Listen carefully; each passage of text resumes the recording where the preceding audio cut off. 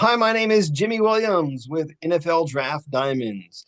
And here with me today, I have a stud defensive lineman that I'd like you guys to meet. His name is Gio Paez. He is out of LSU, previously out of Wisconsin. So nice to meet you, Gio. Nice to meet you too, Jim. Thanks for having me. Hey, no problem. Obviously, playing in the toughest of conferences, and you gotta have your big boys up front. So I mean, you gotta have the guys who set the tone. So, Gio, go ahead and introduce yourself, and let's get going. Yeah, so my name's Gio Paez. I got my undergrad at Wisconsin, grad transferred out of the portal to LSU. I grew up in Los Angeles, California, in the San Fernando Valley. Did my freshman year of high school playing basketball at Cathedral High School, right in the smack of downtown LA, right next to Chinatown. Mm. And after that first year, my freshman year, I had moved to Charlotte, North Carolina with my mom and my stepdad. And as we were going about that whole move, it was kind of from my past basketball coaches and stuff, they said I have the physicality and the size to be a really stellar football player. So as I made the move, I tried out on the football team here at Huff High School in Cornelius, North Carolina. I did not know how to get in the stance. And 2 games in of JV moved me up to varsity. Someone had gotten hurt, moved up. And then kind of just to wrap up North Carolina, I ended up with 20 offers coming out of high school. I was either going to go to Wisconsin or Texas A&M, and M, Mm. and I ended up praying about it with my family, my loved ones. Ended up going out to Wisconsin, had a great time, learned a lot of things, met a lot of good people, a lot of good coaches, and it's kind of helped prime put me in a position to go into the portal and get myself in a good financial situation, coming to LSU and kind of just wrapping up. That's how my journey's been thus far. Yeah, pretty much just wrapped it all up there for us. So, Right. again, just want to kind of repeat a couple of those points that you had mentioned. I mean, again, from LA, was out in LA originally, then ended up moving to North Carolina. Along the way, played some basketball, and then of course, ultimately ended up a football guy with a bunch of offers coming out of school, and then obviously started at Wisconsin, ending there at LSU. I do want to go through some of that with you. So, one of the things that you had mentioned was obviously you got a little bit of basketball background, and Right. so I want to touch on that. For just a little bit before we move on to some more football stuff. So, do you fancy yourself a basketball fan? I mean, is it something that you follow? I mean, you a Lakers guy or what?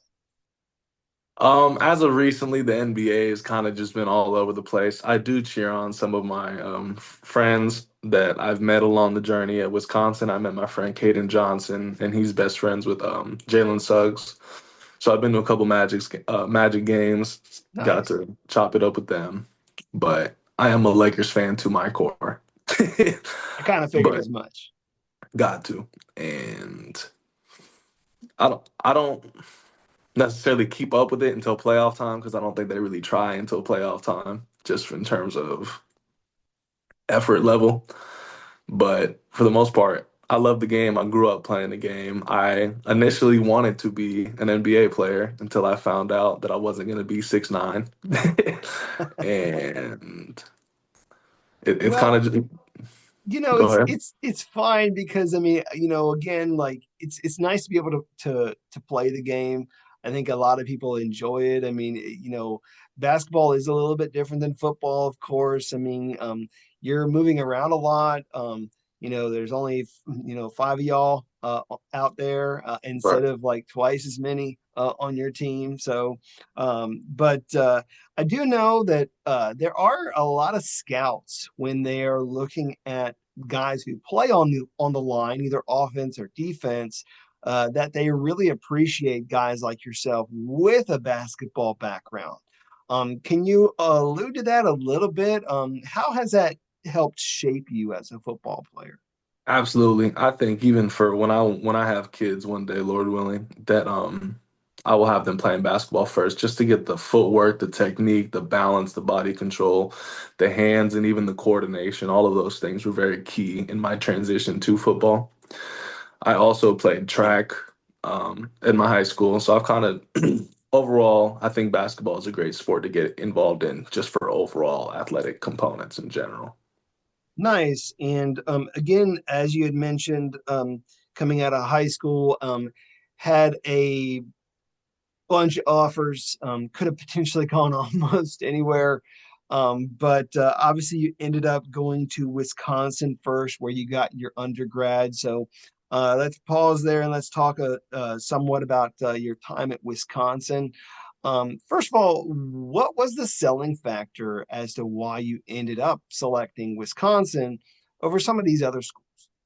Right. So I had flown out, I believe 2018 in June. They brought me out for a summer visit intentionally, probably trying not to get me out in Wisconsin in the heat of the winter or in the middle of the winter. But on my visit, it was me and my mom. We went out there and everything that they had offered and talked about and situationally for me, everything just sounded like a great fit. I didn't commit until we gotten back to the airport in Charlotte, where me and my mom had prayed about it, and it just felt like a good fit. That was kind of just my side of things. On our official visit, I was with Madison Cone and Jonathan Taylor. We had ran into Melvin Gordon at an event, and when you're surrounded by those kind of guys and those kind of caliber guys, and you're at a school as fun as Madison, Wisconsin, and all of these things, I think it was definitely eye opening and got my interest. But ultimately, I wasn't going to make a decision without praying on it first. Gotcha. Well, it's kind of evident, of course, for people that follow the game of football that, I mean, Wisconsin has a rich history. Right. And you talk a little bit about the guys there, specifically some guys that play running back, of course. I mean, again, talking about guys like Melvin Gordon. Again, you had mentioned coming in with Mhm. Jonathan Taylor, which is he's a stud at the next level, of course. And Wisconsin just kind of has a way of uh, I don't know, building things in the trenches, whether it be on offense or defense, and really being a part of that. Uh, Talk through a little bit about really just like the early stages of your development there, if you don't mind. And then, again, we'll move through the rest of these things. Right. So I came in 2019, just to correct. I didn't come in with Jonathan Taylor and Madison Cone. They were my host for the official Oh, visit. okay, okay. Sorry, good. All No, good. that's fine. All good. I just wanted to wrap that. And generally, I came in, I was with two of my best friends, Keanu Benton and Rodas Johnson. Keanu is currently on the Steelers, and he's kind of been helping me navigate this whole pre-draft process as well, which has been a great help. But I came in with Coach Chris' staff, and our defensive coordinator was Jim Leonard, who is a dog. He's a And legend. he is Let's a just call legend. it like it is. He is. And the way that he taught and made it so simple for us to just go and execute the scheme that he had presented for us. It was a great help, and I definitely attribute that to my knowledge of the game today. And I thought that was very like my first year we went to the Rose Bowl. I had redshirted that year, but even just being in the room, listening to conversations, and continuing to grow, I thought Jim Leonard was a huge help. After Coach Chris had gotten fired, and that was my red shirt sophomore, I believe, sophomore year. That's when Coach Fickle's staff had come in, and also like it is all of the coaching staffs that I've come into contact with at Wisconsin and LSU, they all have provided different ways of coaching it, different verbiage, and overall, I think that'll translate well to the next level because, going to different places and having to pick up playbooks and understand the terminology and having a sound knowledge of the game in general, I think I wouldn't have it any other way. I think it's all been great. Cool. Talk more about your transition to LSU. and we'll then get into talking a little bit about maybe some of those differences in both of those defensive schemes. So, Right. talk about the transfer. Right. At Wisconsin, we ran a 3-4 defense. So as we were talking, where primarily I would line up in that zero nose, Mm, and you're kind of more of a react attack. So you're fitting up on the center. In my situation, you're fitting up on the center, and you're kind of two gapping it. In LSU's defense, we were a four down defense, so it's a little bit more attack. Yes, you're still going to be eating up blocks in some situations, and that's what I've done well in my time. But you can, depending on what play is called and who we're playing against and all of those little details, um, it's a little bit more attacking instead of eating up blocks. 3-4 in 3-4 defense, we stopped the run like hell. I think he was top five in run defense for as long as Coach Leonard was there. But in my transition to LSU, it's kind of a little bit more off the chain. It's my last year. I'm trying to get something, trying to get things rolling as I'm heading into the situation where I am now. But in terms of my transition to LSU, you go from playing in the coldest of the cold into the hottest of the hot. I'm glad I got that on my resume. I don't mind it both. I just love football. So, nice. And again, just to go back on some of the things that you had said, I mean, really just uh, playing some of the zero tech knows, a lot in your overall experience. And it sounds as if from really not just you, but a lot of guys on the defensive line, like they really take pride in their ability to stop the run right. first. And that certainly affects the game. Uh, Add on to that perhaps a little bit more. What do you feel separates you as a prospect? What do you think you have that's maybe one of your better attributes as a player that helps you as a prospect this season? Right. I think if you turn the tape on, you could see that I'm flying around to the ball. I think in your situation where we talked about where I primarily play the zero nose, the first game of the season against USC that we had this year at Allegiant Stadium, it was probably one of my most productive games. I'd come into the LSU planning on playing 4-eye defensive end with a little bit more room, probably not as much double teams as the nose, and our starting nose tackle Jacoby and Guillory had gotten hurt. He tore his Achilles the second game of the season. So then I had to transition into this back to kind of a D tackle inside 2-eye 0-3 technique. Kind of leaned away from the 4-eye as much, and that's just what the team needed. So that's what I did. I had no problem doing that. But I think I can do it all. I think I can play 0, 2-eye, shade, 3 tech, 4-eye. I think I have the athleticism, the quickness, the movement, the knowledge, the play anticipation, all of those things. In terms of um, playing in the hottest of the hot or the coldest of the cold, I don't think that should be a concern for any team anywhere in the country. I played in the boot. I played in Wisconsin. I don't think that should be a concern. Yeah, Um, definitely different. You've been able to, really again, I say this again where like, you're playing the toughest competition in the country, whether it be during your time at Wisconsin, playing against, really some of the best there in the Big Ten, and then of course moving to SEC, and again just doing it once again. And so you had also mentioned again a lot of things going for you as a prospect, and I mean, and one of which really truly is just size. I mean, you do have the size to be able to compete at a lot of those positions that you talked about. What is your current height and weight? Let's just throw that out there. 6'3", 306. 6'3", 306, not too short. So Not too short. got some decent length to you as well. So I mean, you have a lot of tools to work with for teams at the next level. So certainly nice to be able to I guess bring to the table. Do want to talk about a couple things throughout your time at both schools, and so uh, let's talk through a couple games.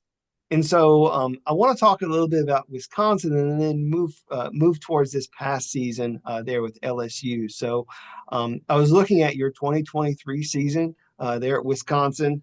A couple games. came up, and I just want to get your response, from them. You guys had like I don't know, like a defensive matchup against Iowa, where it's a very low scoring game, and it was an unfortunate loss. But you Yeah. guys were able to bounce back the following week and ended up with a win against Illinois. Do you remember those two games and like the feeling and stuff such through those? Can you walk me through I do. I some of the for sure moments? remember the Iowa game. I had a couple clips that I loved from my Iowa game, but those trophy matchups at Wisconsin were no joke. That's one thing I will say. Games against Iowa, Minnesota, Nebraska, those are bar fights, and I do remember it ended up slipping away from us, and but I forgot exactly who they had on the O line. We don't It was never really just a barking match. It was literally all talk with your pads, and it, like I said, it is a bar fight, and I do miss those types of games. Obviously we just got out of SEC, and the SEC is the SEC, so I'm like there's nothing to take away from that, but those games in the Big Ten in the cold late season and indications of like what bowl game we're gonna go to and all those stuff's on the table, I do miss those games a lot. Yeah, I mean, the biggest thing for me is like, again, like yeah, as you had mentioned, I mean, you guys are in this grueling matchup against Iowa, and I feel like those games, you guys end up beating each other to a pulp, and then having to go like the following week against whoever else in the Big Ten, of course. Hmm. And then Hmm. for you guys, you were able to bounce back from that loss and come out with a solid victory, which I think was great. That's that one thing that came up for me. And again, if you don't remember it, that's fine. Right. But I just wanted to throw that out there for people who want to go back and maybe perhaps look at the film from both of those games, because I mean, it's games like those that help define you as a player. So, Right. um, and then again, this past season, a very solid outing for LSU. I mean, I know LSU's always vying for position, and trying to put themselves in a position to get back to the national title game. Ended up closing out the season with a 9-4 record, and a lot of great wins. The best one for you being against South Carolina, and at least statistically, and then closing out a solid victory in a bowl game against Baylor. So, can you walk me through one or both of those matchups? Right. South Carolina was a very personal game for me. I had all of my family there. I had my mom, my stepdad, my girlfriend, my sister, my two nephews, my brother-in-law. So, like I said, we live out here in North Carolina. So everybody showed out for that game. And I just felt I was on one. I They were chirping, their fans were chirping, but I love that. I think that's what brings the best out of me. I think if you looked at my tape, all of my best games are probably against the best opponents. Alabama, Ohio State, all of these powerhouses, programs that gets me going. I'm a competitor. I love that shit. But specifically the South Carolina game, I it was a dogfight, and there was a lot of things that went right for us that I didn't even anticipate to go right for us when I'm talking about officiating. But South Carolina's a good football team, and I think they proved that throughout the season. And for us to come out with that win was a big time. What was the other game you mentioned? Oh, of course, the last one. You guys Again, came out with a victory in your bowl game. against Baylor, right? That that game we had just the defensive line coach for Baylor was actually the defensive line coach that had recruited me to Wisconsin my freshman year. So it's kind of like a full circle moment where Exactly. I seen him before the game. We're there for a couple days before the game. I went over there and sat on the Baylor side and talked to him when we were at the rodeo. So that was a cool moment for us. I'm glad we came out with that win. Both of those teams, they had really good running backs.